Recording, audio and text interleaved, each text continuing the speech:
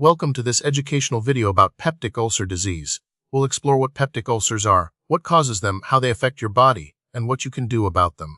So, let's dive in and understand this common, yet potentially serious, condition.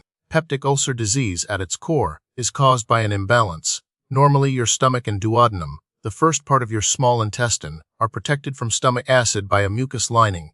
However, certain factors can disrupt this protective layer. The two most common culprits are infection with a bacteria called Helicobacter pylori, or H. pylori, and the long-term use of nonsteroidal anti-inflammatory drugs, or NSAIDs, like ibuprofen and naproxen. Less frequent causes include Zollinger-Ellison syndrome, which causes overproduction of stomach acid stress and certain medications. Now, let's talk about what happens inside your body. H. pylori weakens the protective mucus coating of the stomach duodenum, allowing acid to penetrate and damage the cells beneath. NSAIDs, on the other hand, reduce the production of prostaglandins, which are substances that help protect the stomach lining. This combination of factors leads to inflammation and eventually ulcer formation. The ulcer is essentially a sore or erosion in the lining of the stomach or duodenum. Peptic ulcer disease affects millions worldwide. It's estimated that around 10% of people will develop a peptic ulcer at some point in their lives. H. pylori infection is highly prevalent, especially in developing countries. NSAID-related ulcers are also common, particularly in older adults who often use these medications for pain relief. Understanding these statistics helps highlight the importance of prevention and early diagnosis. The symptoms of peptic ulcers can vary, but the most common is a burning stomach pain. This pain is often felt between the breastbone and the navel and can be worsened by an empty stomach, often occurring between meals or during the night. Other symptoms may include bloating, heartburn, nausea, vomiting, and in severe cases, blood in the stool or vomit. It's important to remember that some people with peptic ulcers may not experience any symptoms at all. Diagnosing peptic ulcers typically involves a combination of methods. A physical exam and review of your medical history are the first steps. To confirm the diagnosis, your doctor may recommend an upper endoscopy.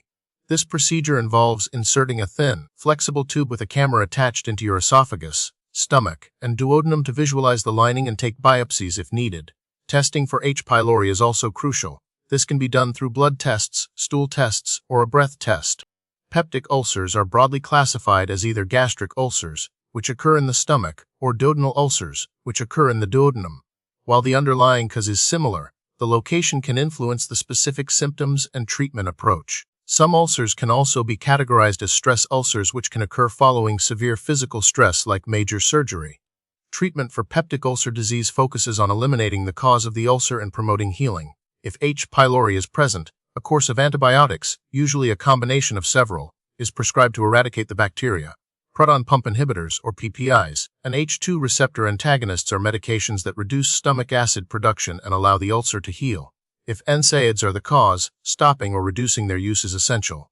In rare cases, surgery may be necessary to repair complications such as bleeding or perforation. Preventing peptic ulcers involves addressing the risk factors. This includes practicing good hygiene to avoid H. pylori infection, using NSAIDs cautiously and at the lowest effective dose, and avoiding smoking and excessive alcohol consumption. If you need to take NSAIDs regularly, discuss with your doctor whether you should also take a medication to protect your stomach lining. Additionally, managing stress through relaxation techniques and lifestyle changes can also be beneficial. With appropriate treatment, the prognosis for peptic ulcer disease is generally excellent. Most ulcers heal completely within a few weeks. However, without treatment, ulcers can lead to serious complications such as bleeding, perforation, or obstruction. Research continues to focus on improving H. pylori eradication rates, developing new medications to protect the stomach lining, and identifying individuals at high risk for developing ulcers. One area of research looks into the impact of diet, probiotics, and the gut biome.